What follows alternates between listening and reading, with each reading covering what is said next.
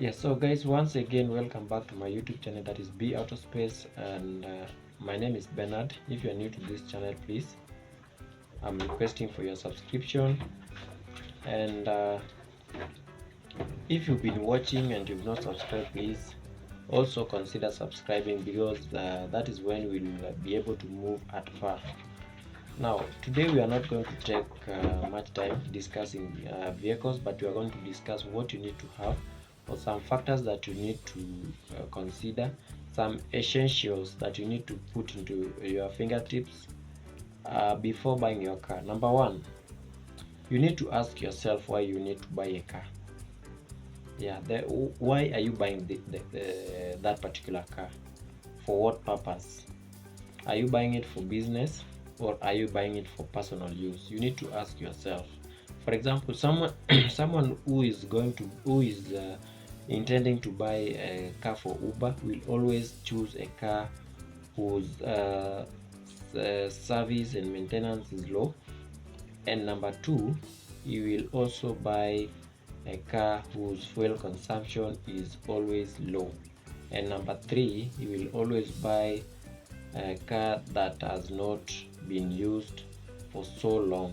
That is a car whose age limit is still within the bracket that can be registered in the Uber platform. So those are some of the factors that you can consider. Number one, you can consider why you need that car.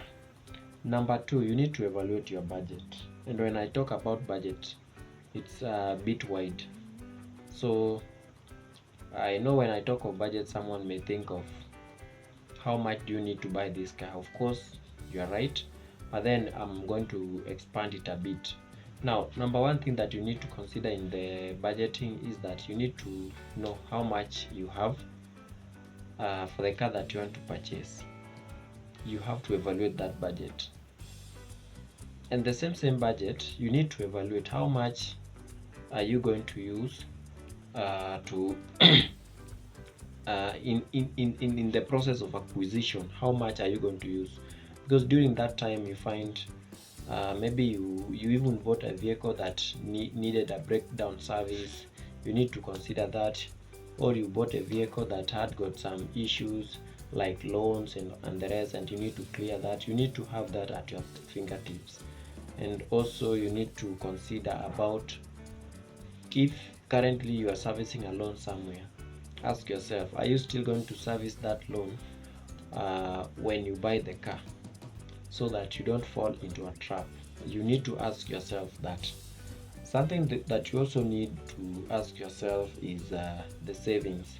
How much have you saved, so that even if the vehicle that you come across is way above the savings, but how much so far have you saved to help you? The main reason why you need to know your savings is to know the gap, or rather the deficit that you need to bear. To get the car. Yeah, so you need to also to know that. And also something that you will also need to know is the in your budget is the amount that you'll be using, or the cost of servicing this car, because this car will need service almost on monthly basis. You'll need to know how much will you be using to service the same car. You need to know that. And then you also need to know that just in case maybe you needed a vehicle of 1 million and you only have 700,000, where are you going to get the 300,000? The available financing options that may be available. You need to check on that. Like, for example, if you want to buy this asset through if you want to buy this vehicle through asset finance,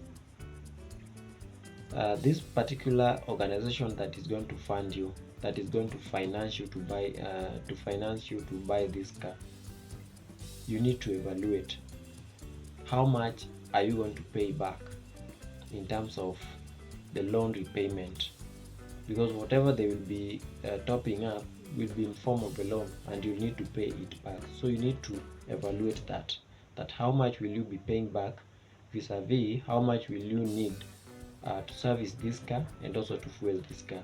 So that all circulates around budgeting. So you need to work on that properly. Yeah, so that is number 2. Number 3, something that you also need to do, you also need to do a search. And for example, for those who are watching these vehicles, for those who are watching my videos, you have easy time.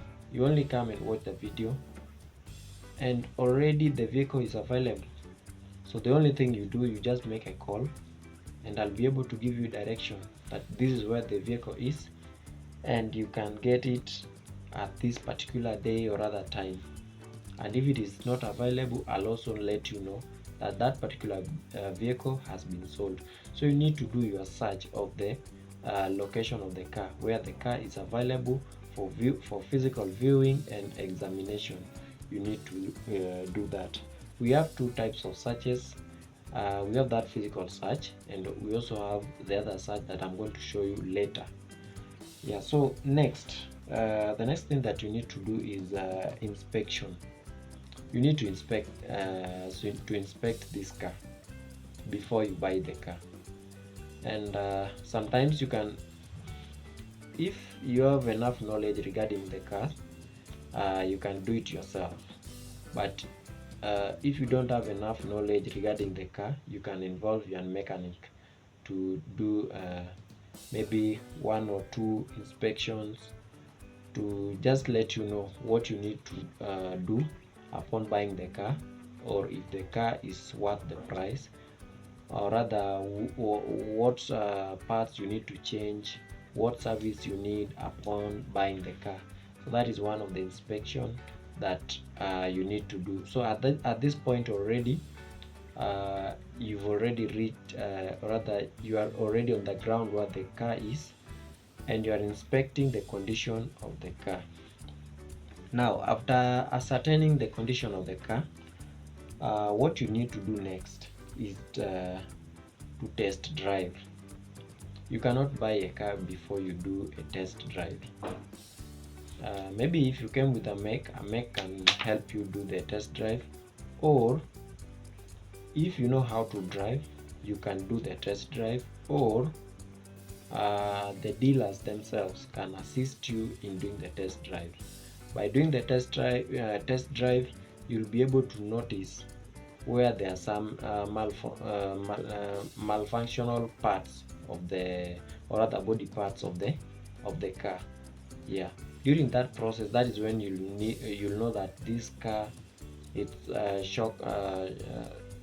shock absorbers are not okay, its wheel not balanced, its brake is not functioning well, maybe the engine is overheating. All those you'll be able to know through doing your test drive. Yeah, so after the test drive, what you'll need to do next is the negotiation. Always these cars are not, most of the cars that are available in the market are not fixed, not unless they are cars that are on deal. The cars that are on deal are normally not negotiated. Like car that is being sold at a distress sale, that car, when you come, it is being sold as it is basis, so that one does not need negotiation. But the other one that are just in the market, you can negotiate based on the experience that you've had through the test drive. That one can give you at least points to negotiate. Like you'll be able to notice what you need to replace, what you need to maybe the service you need to offer to the car, and with those weak points, you'll be able to negotiate based on whatever you've experienced during the test drive. Now, next thing that you need to do is the checking of the documentation, and this part is very very crucial. Remember, we started by identifying why you need the car. you evaluated your budget, ukaona umetosha, and then hapo ukatoka ukafanya search through Be Autospace. You watch my videos and you realize that there's a vehicle that suits your budget, and you've made a call and you've come to the field and you've inspected the car and you've done the test drive. Now don't hurry and make the payment before you do this next step, and that is checking of the documentations. This is very crucial. At that point, in fact, don't have a lot of anxiety of driving away with the car. No, be patient. Once you are done with the test drive, you're back. You've done the negotiation. You've agreed that this car was posted at 750,000, but now you've negotiated to around maybe 680 or 700,000. Don't go ahead and pay for the vehicle before you do the checking of the documentations. Now, what do I mean by checking of the documentations? You'll need to authenticate the owner, the real ownership of the car. How do you do this? By doing this, you'll need a physical logbook, and original logbook, not a photocopy. You'll need original logbook. Like at Be Autospace, if someone brings a car so that I sell on his behalf, I'll always request for the original logbook. And if maybe during the time the vehicle was being brought to the yard, the owner didn't come with the logbook, of course normally we require that the client come with the logbook. I mean the supplier comes with the logbook. But if he didn't come with the logbook, no, sometimes he comes with the logbook and then he goes back with the logbook for security reasons, which I understand. But when the potential buyer comes, at this stage whereby we've negotiated, we'll be able to call the owner and he will bring the logbook. Now, as a buyer, you'll need to see that physical logbook. Check the information that is there in the logbook. For example, you need to check who is the current owner of the car as registered on the logbook. You'll check the name. Is it the one that you are told? Number 2, you'll check the number plate. Number 3, you'll check the chassis number and even the engine number. Yeah, so those are some of the things that you'll check. After checking that on the physical logbook, you'll have to do a search from the NTSA system, that is through Teams account. If you don't have one, you'll be able to create immediately, but if you have one, you'll log in and you will check all the information that were there on the logbook should tally with all the information that are there in the NTSA portal. And I think that will always charge you around 550 shillings to do the search, and the client always pay for that. And if you don't pay for that, that one will be added onto the price of the car. But you need to do that so that at least you be assured that you are buying the vehicle from so and so, and you must the seller must also be willing to initiate the transfer as soon as you make the payment.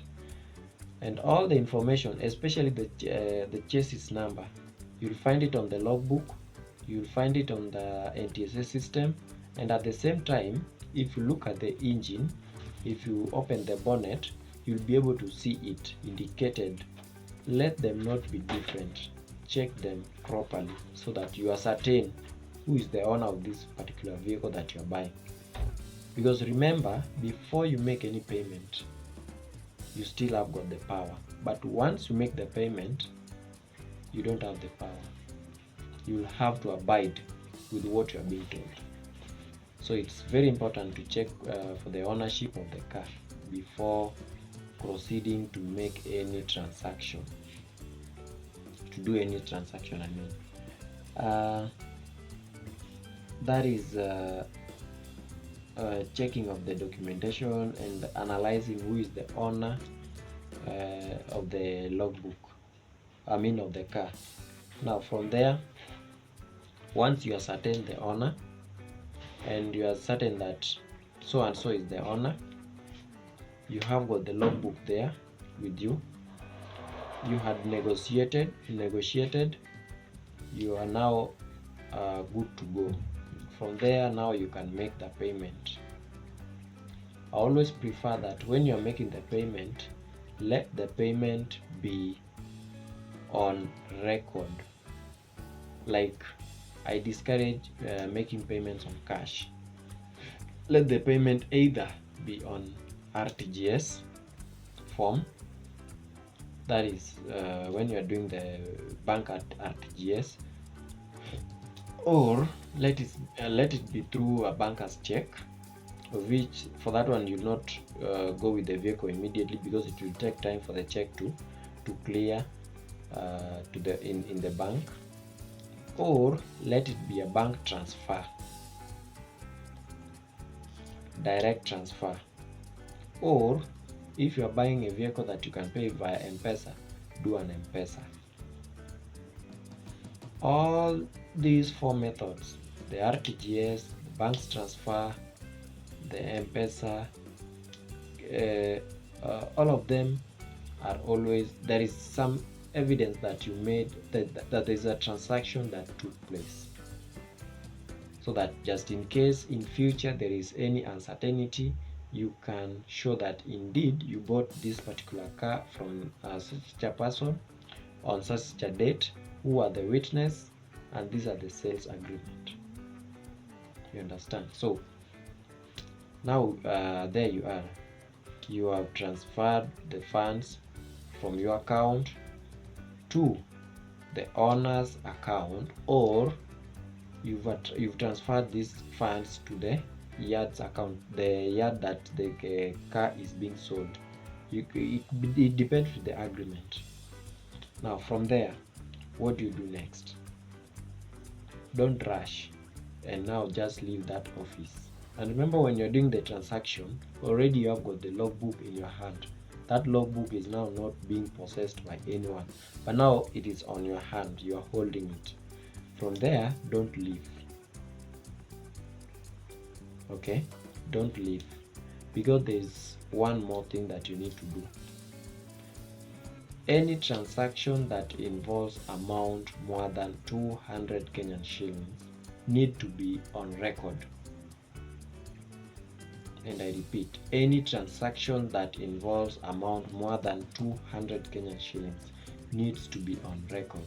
So there must be a sales agreement, and this sales agreement will be a legally binding document that will show that indeed there is a transaction that occurred between you and the seller, and this is the evidence that the transaction occurred, and this one was the agreement. The agreement will only be shown through a draft of sales agreement form. Leave alone the receipt. Receipt can also be there, but then there must be a sales agreement letter. That sales agreement letter, of course, the information will contain your information, the buyer, his contacts, ID, name, phone number, signature, and the seller, same particulars. And then there must be someone to witness. There must be a witness somewhere, that so and so has witnessed the transaction that has happened between so and so in regards to a certain or rather a particular item. At that point, once the sales agreement has been done, and even before sales agreement, once you make the payment, you need to initiate the transfer immediately. The owner will get into the into his team's account and initiate the transfer to the transferee, of which now it's yourself, the buyer. You will initiate the same. Always the buyer will always bear the cost, the cost of transfer is around, I don't know whether it's 3,500 or 3,250 thereof. As the buyer, you will incur that cost, you'll pay for that cost. Once you pay for that cost, you'll accept the transfer. The seller will also initiate and accept, because there are costs that will be sent to both of you. After sending that, kindly don't rush. After all that process is done, until the transfer is done, confirm immediately who is the current owner of the vehicle. It should be reading your name after the transfer. After that, get the sales agreement letter, sign it, have the copy, or rather, you'll always have the original document. Have the original document, go with it. Have the logbook copy, not really copy, but original logbook, and you'll accompany yourself with that. At that point, you are now free to leave that particular yard, or rather that particular place, as a happy buyer, after confirming that the vehicle is now reading your name, not the seller's name. Now, if you have someone at the NTSA, that is National Transport System Authority,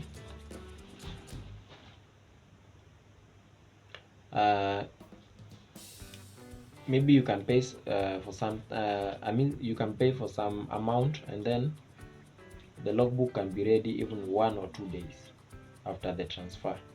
But if you are not in a hurry, you will have that document.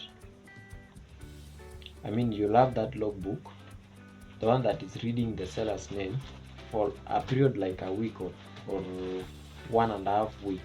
Then after that, you'll be able to visit the NTSA office, and you'll be able to pick your logbook. I know you are asking yourself, which NTSA office? During the transfer, there is a place where you'll indicate where to collect that particular logbook. That is where you'll go and collect that logbook. And there is a notification that will be sent either through email or through an SMS. Whichever you'll choose, there is a notification that you'll receive either through email or SMS. Thereafter, you'll visit the NTSA office and collect that logbook. Now, immediately after doing the transfer, maybe that is now one day you've gone with the car. Now you are possessing the car. What you need to do, the very first thing that you need to do, is to call the current insurance provider to cancel the insurance policy of that particular vehicle as soon as possible. That one you can even do before you leave the yard, but maybe because of time and all that, you can go and do it at your own time, but ensure that you do it immediately. The reason why you need to do it immediately is to ensure that you get a new insurance cover that will cover this vehicle. Failure to which should anything happen, like an accident, God forbid, then you stand not to be compensated whatsoever, because you are not the policy holder. Remember, the policy holder is the previous owner. So that's why you need to cancel that insurance cover immediately, so that you get yours, so that in just in case of anything, you can be compensated accordingly, being the right owner of the car. But if you don't do so, you'll incur that damage at your own cost. No insurer will step in to cover for the damage. Yeah, so basically what we are discussing is just the process for the locally used car, the car that has been used in Kenya, or rather whichever country, but now I'm talking for Kenya. That is the car that has been locally used in Kenya. That is the whole process of acquiring that vehicle. Now after that, everything is done. and I think because of time we will be able to make another video for the ex-Japan, or rather the foreign used vehicles. We'll also elaborate what you need to do, what you need to have, what you need to check, how the process goes, how to import, how to source, the whole process of sourcing until you import, until you get that vehicle at the country of at your country, from the country of origin to your country. We'll be able to do that video, but now I think after the next video. Yeah, so that is the whole process. Thank you so much for staying with me. It has been a long video, almost 26 minutes, but I think perhaps someone is going to get help from this from this video.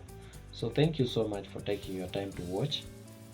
I stand corrected, just in case there is anything that I've elaborated that maybe just needs to be corrected, or rather if there is anything that you need to add, or rather that you need to comment on, you can just let me know. If there is any query that you need to ask, you can just let me know at the comment section. Otherwise, thank you so much, and be ready, because there are more and more units that are arriving. So over the weekend, I think there are going to be more and more videos to come on the available affordable units. Thank you so much, and may God bless you. As you always pray for me, I always pray for you, so that at least you can get money, you come and buy these cars. And remember, the only way you can, there are three ways to promote my hustle. Number one, by doing giving me a subscription. Number two, by watching these videos. Number three, liking. And then the most important one is buying these cars through this channel. Remember, I'm only doing marketing. I only market. So once I market, when there is a vehicle that is sold through my channel and I'm involved, that is when the seller will be able to compensate me. But if I don't make the sale, rather if the vehicle is sold not through this channel, I don't get anything. But remember, I need at least that support to carry on with this journey. But through you, I know you'll be able to support me, and I think we'll grow this, we'll walk this journey together. Thank you so much, and may God bless you. See you in the next video. Thank you.